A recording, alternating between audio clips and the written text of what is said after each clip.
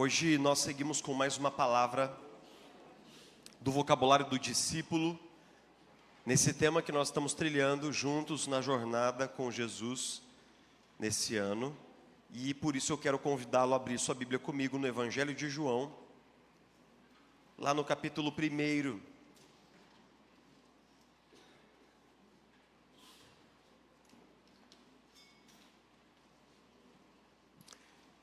Evangelho de João, capítulo 1, verso 1, nós vamos ler a abertura do Evangelho.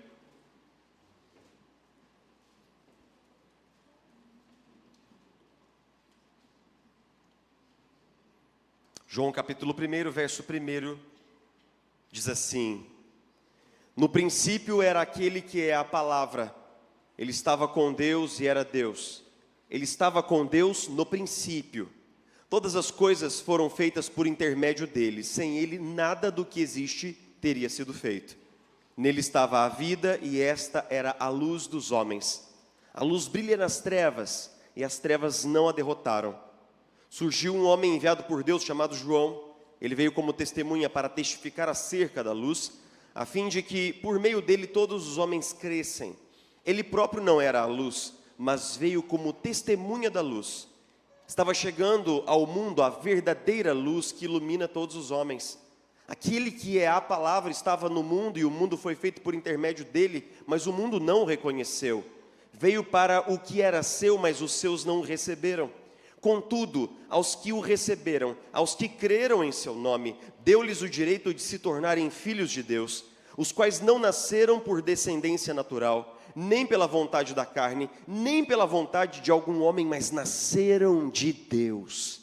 Aquele que é a palavra tornou-se carne e viveu entre nós. Vimos a sua glória, glória como do unigênito vindo do Pai, cheio de graça e de verdade. João dá testemunho dele, ele exclama: Este é aquele de quem eu falei, aquele que vem depois de mim é superior a mim, porque já existia antes de mim. Todos recebemos da sua plenitude, graça sobre graça. Pois a lei foi dada por intermédio de Moisés.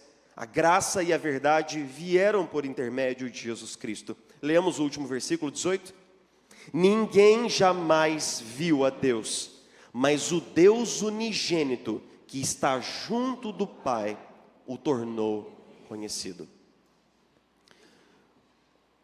Habita no imaginário, talvez, da nossa nação, de uma colonização eminentemente cristã, católica cristã, essa ideia de que a Bíblia é um livro religioso e um livro misterioso.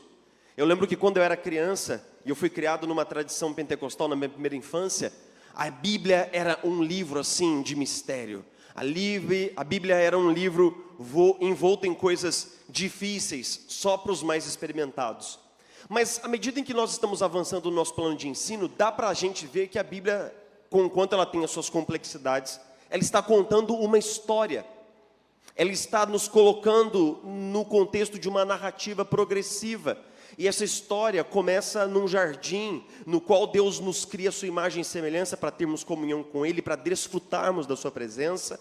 Em algum momento nós damos as costas a Deus, nós nos divorciamos dEle, nós caímos da nossa condição original e vivemos agora em um estado de autossuficiência e autonomia. E então, como um resultado, nós estamos distanciados, alienados, separados de Deus. Eugene Peterson, um grande teólogo presbiteriano, no seu livro que é um clássico, O Pastor Contemplativo, ele tem um trecho muito interessante, ele diz assim: a palavra pecador é uma designação teológica, é essencial insistir nisso. Não se trata de um juízo moralista, porque pecador significa que algo está errado entre os homens e Deus. O fato teológico é que os humanos não estão próximos de Deus e não estão servindo a Ele. Quando nas últimas pregações nós viemos insistindo no pecado humano, e é muito engraçado depois ouvir o feedback e o eco disso em alguns lugares da igreja, algumas pessoas dizem assim: pastor, eu nunca entendia. Por que o pregador no púlpito sempre ficava insistindo assim: você é um pecador, eu sou um pecador, nós somos pecadores? É porque se nós não entendemos o fato de que nós estamos separados de Deus, e que nós estamos vivendo, na maior parte da nossa existência, de costas para Ele, e que isso é o nosso modo default, o nosso modo padrão, é a nossa natureza mais básica e essencial, nós nunca conseguiremos entender o Evangelho. Quem não se vê como tendo sido apartado e separado de Deus pelo pecado, não consegue entender o clímax da história que está sendo contada na Bíblia. Porque como nós vimos nas semanas passadas, Deus veio ecoando uma promessa durante séculos e séculos, dizendo: eu vou enviar alguém que vai resolver isso. Eu vou enviar alguém que vai trazê-los de volta para casa. Eu vou enviar alguém que de fato vai resolver o problema da separação. Então, no ápice dessa história está o que na tradição evangelical recente do último século ficou conhecido como o plano da salvação. Se você perguntar para o que um cristão, o que ele crê, ele vai recitar os elementos essenciais do que nós chamamos de plano da salvação. E hoje nós estamos pisando em uma espécie de, uma série de reflexões que apontam para o core, para o núcleo, para o coração da fé cristã ortodoxa. Nós vamos estudar juntos o plano da salvação centrado em Jesus. E a primeira coisa dramática e louca que a Bíblia conta é que esse Messias que fora prometido durante séculos e séculos e séculos e séculos, e que muitos acharam que era um descendente de Davi, talvez um rei muito dotado como foi Salomão, não era apenas um homem. Nós vamos ficar estarrecidos ao abrir as páginas do Novo Testamento e nos defrontarmos com um dos mistérios da fé cristã: a encarnação. Nós estamos diante de um texto bastante complexo, um texto bem difícil mesmo. Quando a gente vai estudar esse texto, seja para dar uma aula sobre ele ou para pregar sobre ele, a gente abre assim comentários, os comentários eles vão avançando nas páginas, o comentarista não termina nunca a sessão que nós chamamos como o prólogo do Evangelho. O prólogo do Evangelho, ele é o versículo 1 até o versículo 18, e basicamente ele fornece uma espécie de trilho. Todos os temas que serão desenvolvidos no Evangelho, de uma maneira mais dilatada ao longo da progressão do Evangelho, já estão aqui. A ideia de luz, trevas, testemunho, filho, unigênito, glória, tudo está aqui embutido e muito bem compactado nesse texto que é alvo de muita discussão entre os eruditos. Porque eles discutem assim, bom, esse trecho ele era um hino antes de ser escrito na Bíblia. Ele era alguma coisa que os crentes cantavam na igreja primitiva. Essa é uma ideia. Uma outra ideia é que ele era um substrato de um hino judaico que foi depois atribuído a Jesus. Ou seja, só para dizer que esse texto de fato é um texto que tem uma das mais profundas cristologias de todo o Novo Testamento. Mas hoje nós vamos tentar fazer alguma coisa, como sempre aqui na nossa igreja, alguma coisa que seja simples e eficaz o bastante para se aproximar do nosso coração. Nós vamos fazer 3 perguntas para esse texto. A primeira pergunta é: o que é a encarnação? A segunda pergunta é: por que houve a encarnação? E a terceira é: para que houve a encarnação? O que? Por quê? Para quê? O que é a encarnação fica muito claro quando o evangelista João, diferente dos outros evangelistas, ele fica pensando assim: rapaz, por onde que eu vou começar meu evangelho? Vou falar sobre o ministério de Jesus, como fez Marcos. Ah não, vou retroceder um pouco mais. Vou falar sobre o nascimento de Jesus, como fez Lucas. Não, vou retroceder um pouco mais. Vou retroceder até Abraão, a aliança, os patriarcas, como fez a genealogia de Mateus. Não, eu preciso voltar mais. Então você quer voltar aonde? Até Adão? Ele diz: não, eu quero voltar mais. Eu quero voltar aonde realmente a história de Jesus começa. E a história de Jesus começa no princípio.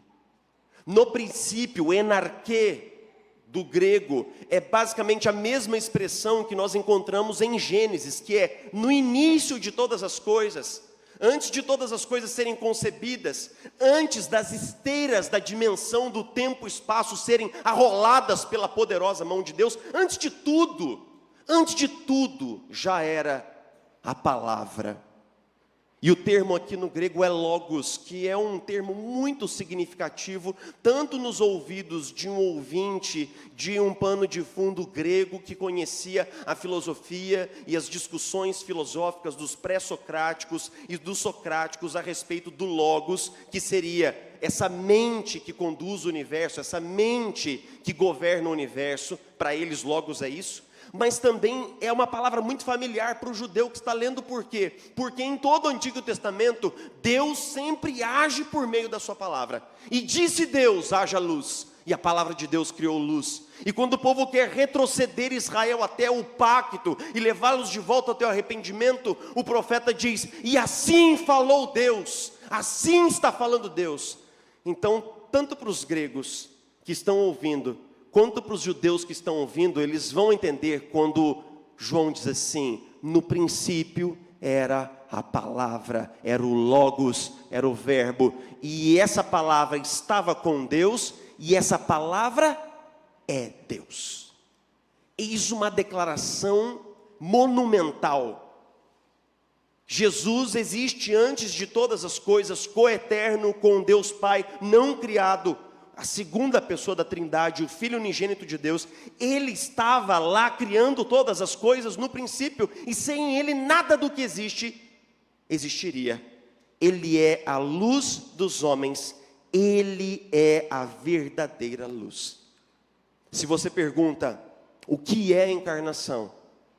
O evangelista vai dizer, é esse movimento inimaginavelmente elástico, no qual Jesus deixa sua glória e se torna um bebê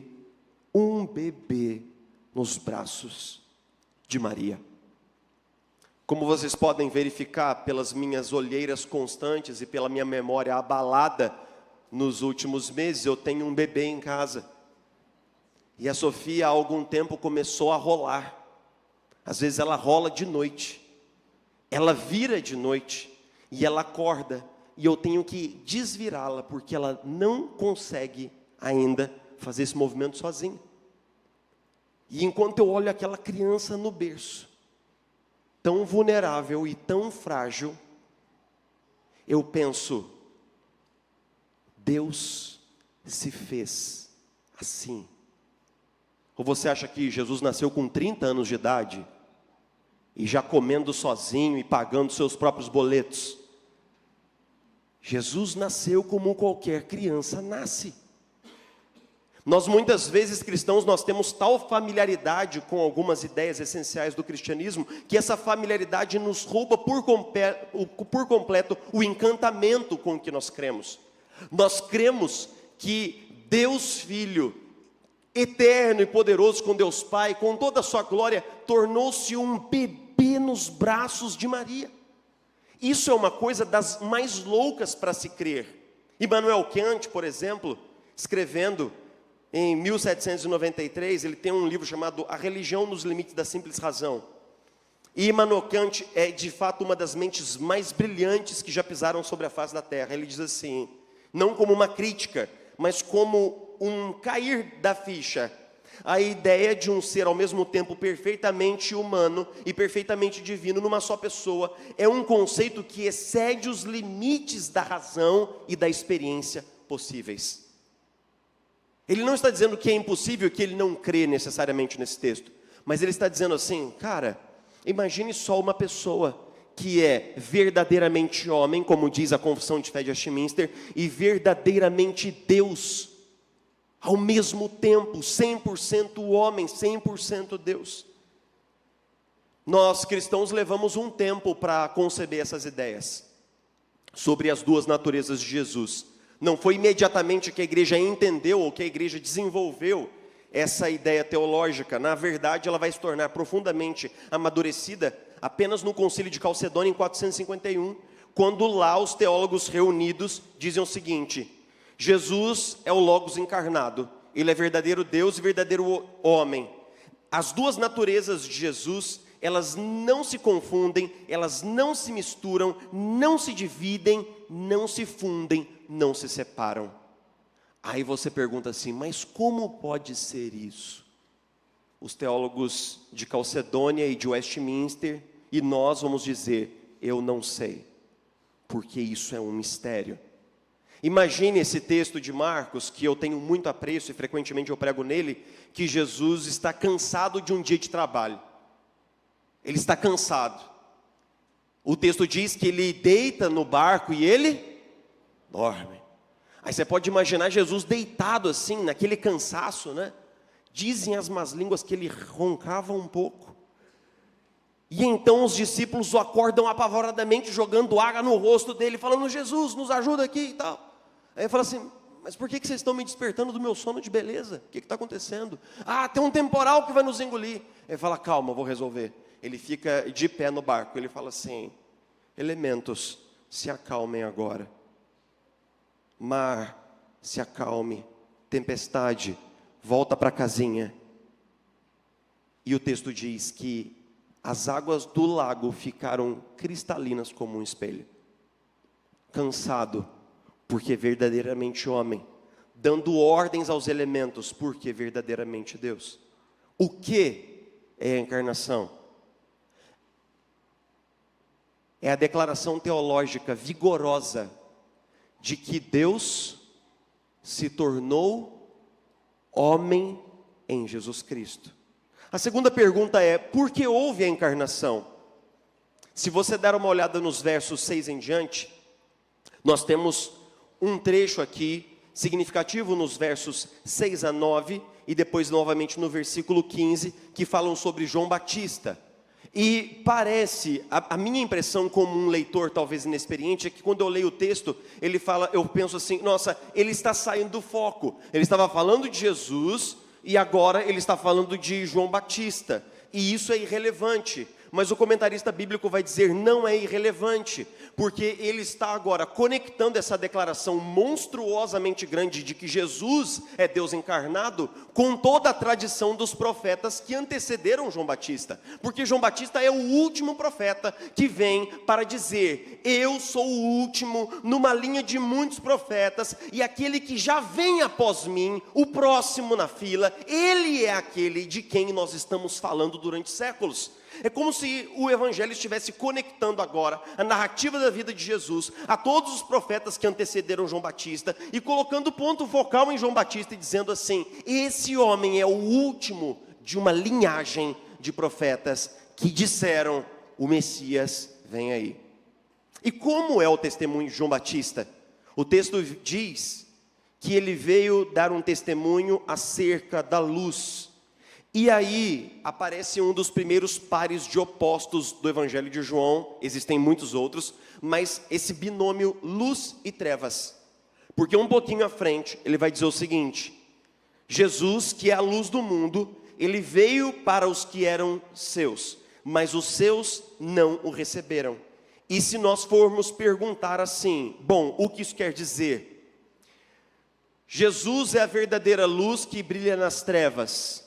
Enquanto a luz significa proximidade com Deus, estar na presença de Deus, ser visto e conhecido por Deus, as trevas são um lugar de reclusão. E nessa mitologia simbólica ao qual o texto recorre, as trevas são a morada dos demônios, são o lugar no qual habita o mal, lugar de perigo, lugar aonde os poderes mais vis estão alocados, são as trevas. Mas a grande pergunta do texto é, por que é que quando veio a luz, os homens rejeitaram a luz? Quem é que quer viver em trevas? Quem é que quer morar num lugar escuro? Porque os homens em sã consciência, eles se afastariam da luz. O próprio Evangelho de João vai responder, um pouquinho mais à frente, no capítulo 3, versículos 19 e 21. A luz veio ao mundo, mas os homens amaram as trevas e não a luz, porque as suas obras eram más. Quem pratica o mal odeia a luz e não se aproxima da luz, temendo que as suas obras sejam manifestas. O evangelista vai dizer que Jesus é a luz, que nós estamos em trevas, e que muitos rejeitaram a luz e preferiram as trevas porque suas obras são más. Por que é que Jesus tem que encarnar? Qual é o grande porquê da encarnação? Não haveria uma outra maneira? Quando você abre as perguntas 38 e 39 do Catecismo Maior de Westminster, essas perguntas elas estão construídas mais ou menos assim: por que é que Jesus tem que ser homem? Por que é que Jesus tem que ser Deus? E a resposta é: a não ser que ele seja homem, ele não pode se identificar conosco e morrer na cruz em nosso lugar. Ele precisa ser homem para salvar a raça humana. Mas ele precisa ser Deus para permanecer santo e incólume diante da tentação e do pecado. Só Deus pode levar o fardo pesadíssimo da salvação de homens que vivem nas trevas.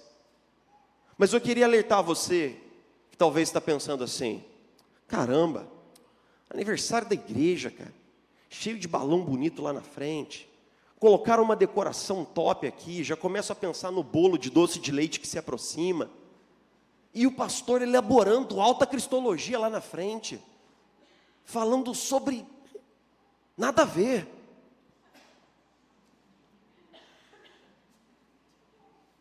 Nada a ver, nada a ver, pastor. Você podia falar sobre gratidão hoje, você podia falar sobre várias coisas, mas sobre encarnação, citar o concílio de Calcedônia já foi demais, pastor.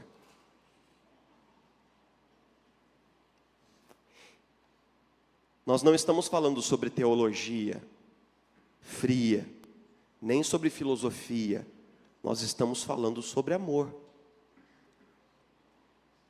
Eu quero perguntar para você que me ouve nessa noite: até onde você iria por amor? Se um amigo seu dissesse assim para você, às 2h da manhã no telefone: fulano, vem aqui que meu pneu furou e eu estou sem step.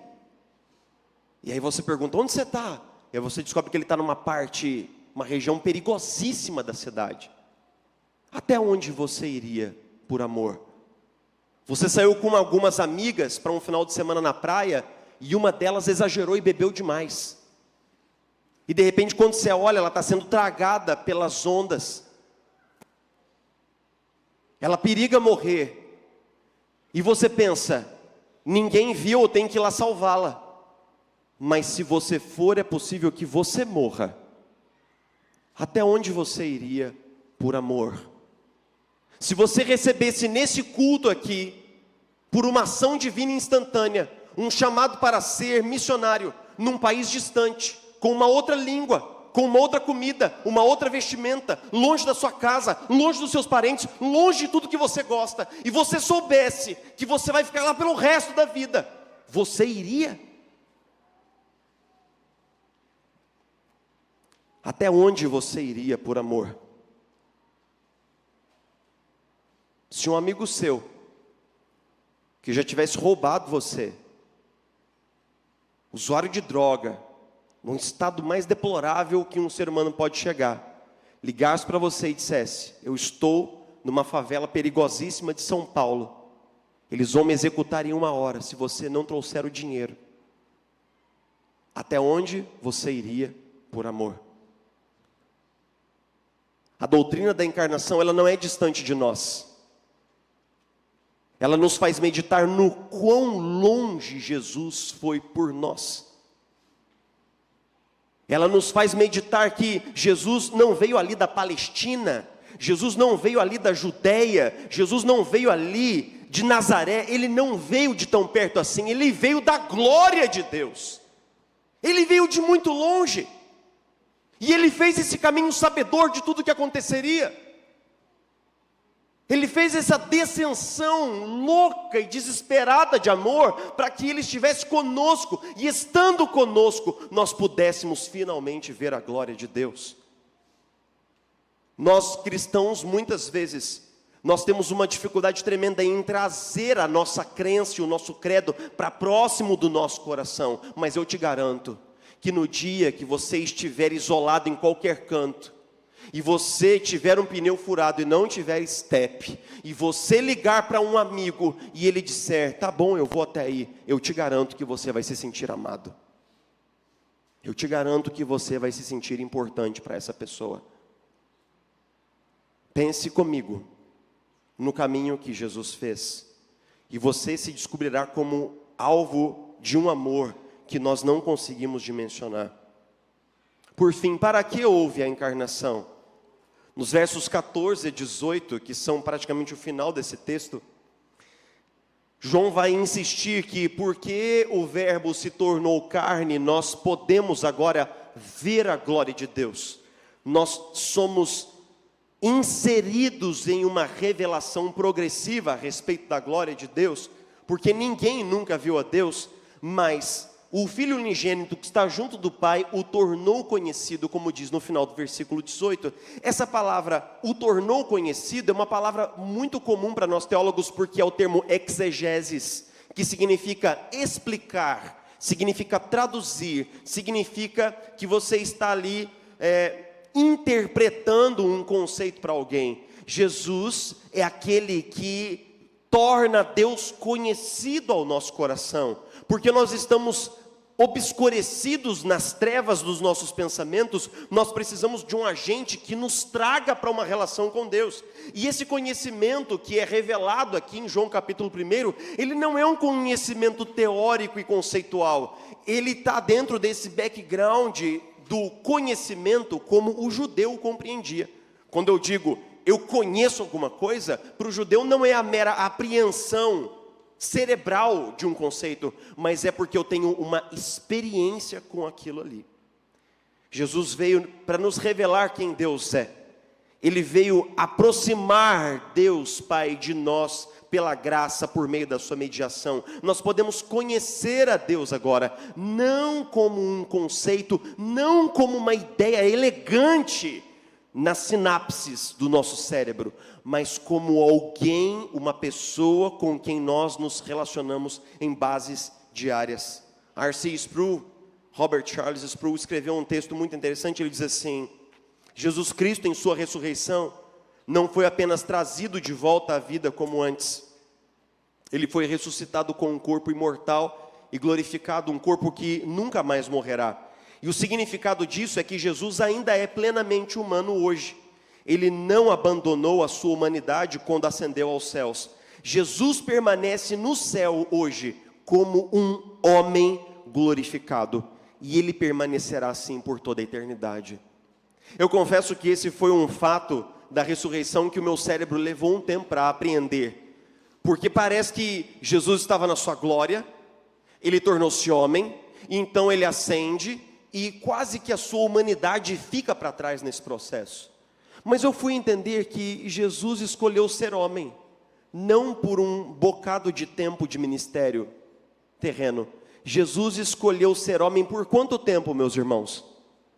Por toda a eternidade. E isso é uma coisa muito louca. Jesus tem um corpo exatamente agora. Ele comeu com os seus discípulos. Jesus tem um estômago. Isso é uma coisa muito, muito insana da fé cristã. Mas isso também tem a ver conosco. O autor de Hebreus, no capítulo 4, ele diz assim: portanto, visto que nós temos um sumo sacerdote que é humano como nós em todas as coisas, exceto no pecado, nós temos alguém que pode se compadecer de nós quando nós nos achegamos ao trono da graça. Portanto, acheguemo-nos confiadamente junto ao trono da graça, para receber do seu consolo. Jesus ainda hoje é homem. E quando eu me dirijo a Deus, eu não me pergunto se Deus está entendendo o que eu estou vivendo. Eu sei que Ele entende. Ah, pastor, porque eu fui traído de uma forma brutal que você não pode imaginar. Jesus foi traído.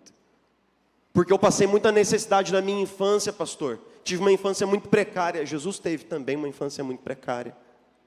Ah, porque pessoas que eram muito especiais para mim me decepcionaram na hora H. Jesus sabe exatamente o que é isso. Jesus sabe. Não fique pensando se Jesus sabe. Ele sabe. Por quê? Porque Ele escolheu saber. Ele poderia saber apenas vendo de lá, mas Ele se encarnou e se tornou o homem, e Ele foi um homem experimentado nas dores. Quando eu me achego ao trono de Deus, Eu encontro um homem com as mãos traspassadas, pronto para me abraçar na sua presença, e isso é maravilhoso. Eu digo assim: Deus, eu estou tão cansado, desanimado, eu estou tão cabisbaixo, eu me estou sentindo tão derrotado. Ele diz: eu sei. Tem dias muito duros, né? Tem dias em que a gente se sente sozinho, tem dias em que sua família não te entende, não é? Tem dias em que sua própria mãe que te deu a luz não te compreende, não é? E eu digo assim: Jesus, mas como você sabe de tudo isso? Ele fala: eu sei. Eu vivi tudo isso, eu chorei tudo isso. Eu senti tudo isso, eu trilhei tudo isso. Mas não apenas Jesus se encarnou para que nós possamos, de fato, ter um companheiro de caminhada que encosta o coração dele no meu coração, mas ao mesmo tempo, ele nos lembra, como nosso mestre, que nós como discípulos, precisamos também ser uma igreja encarnacional. Michael Frost e Alan Hirsch escreveram um livro muito perspicaz sobre a missão da igreja no século 21. Eles dizem o seguinte: a igreja precisa assumir uma postura e uma mentalidade encarnacional idêntica à de Jesus. E eles citam, abre aspas: a igreja encarnacional opta por viver entre as pessoas, ouvir suas histórias, partilhar suas dores, em vez de apenas esperar que elas venham ao templo. Se Jesus faz esse movimento de vir até nós, aonde nós estamos, na nossa condição, e de falar a nossa língua, de assumir a nossa cultura, se vestir com nossas roupas, porque Ele quer nos aproximar de Deus, então uma igreja encarnacional faz a mesma coisa. Como IP Aquários, desde o princípio, nós queríamos o quê? Nós queremos que um não cristão entre por aquela porta. Nós queremos que ele se assente.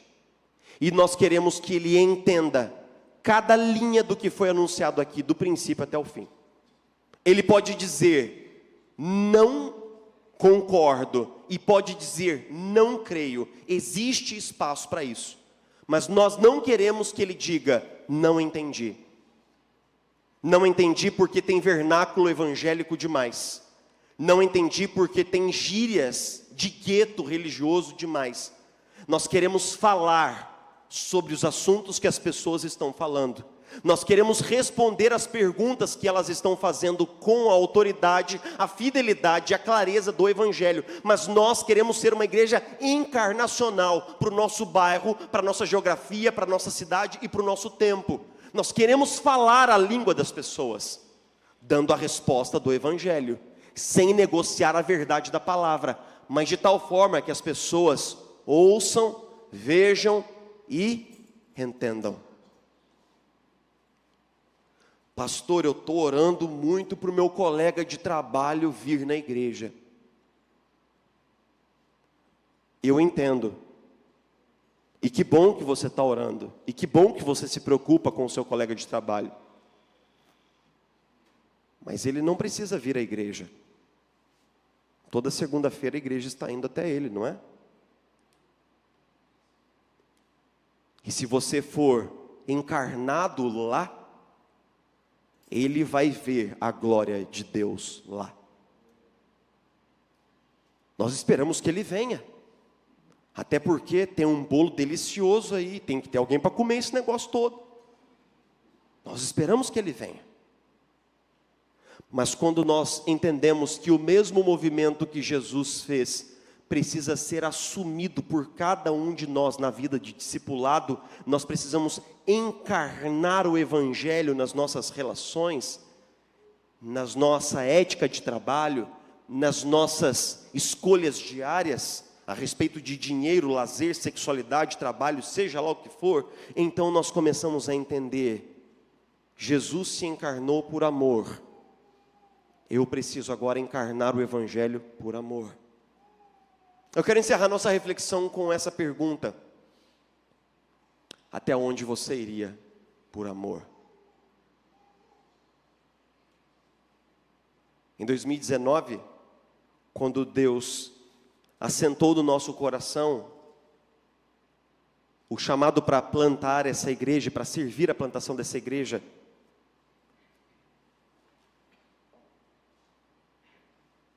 eu fiz muitas orações que eu me arrependo de ter feito.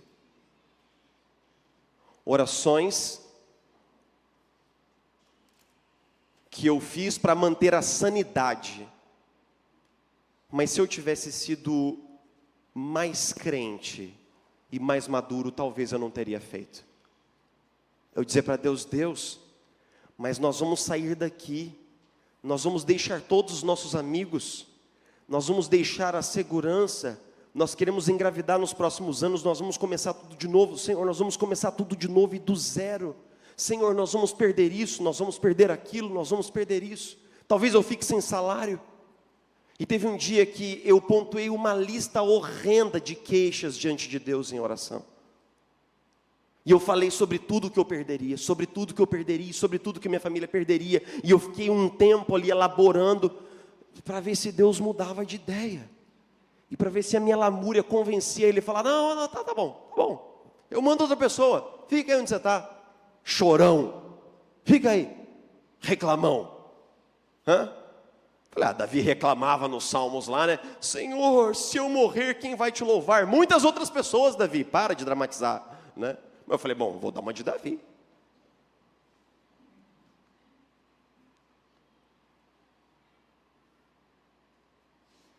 E é engraçado como Deus responde, como lugar de oração não é um lugar de monólogo, é um lugar de diálogo.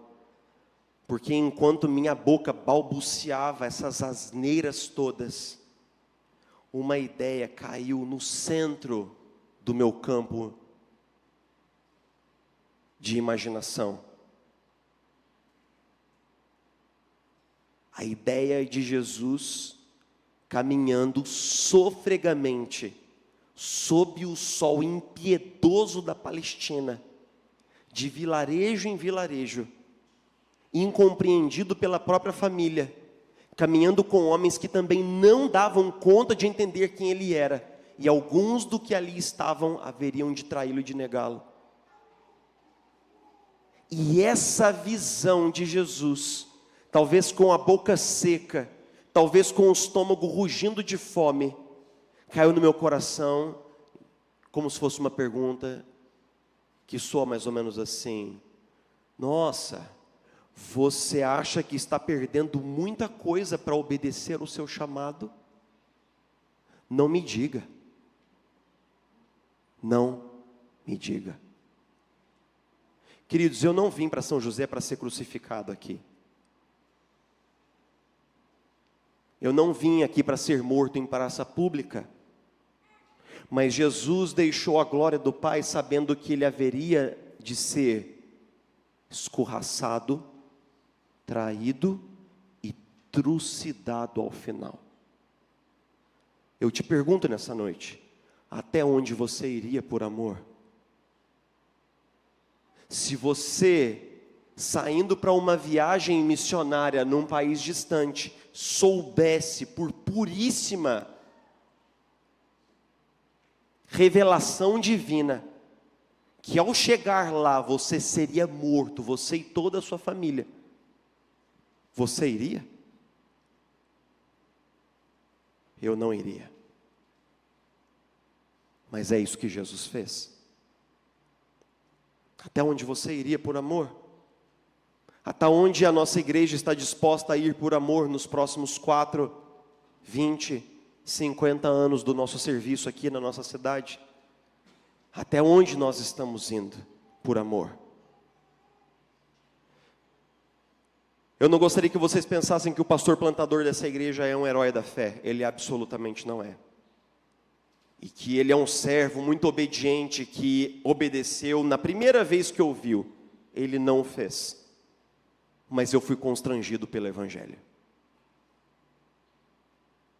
O que me trouxe a São José dos Campos foi o Evangelho.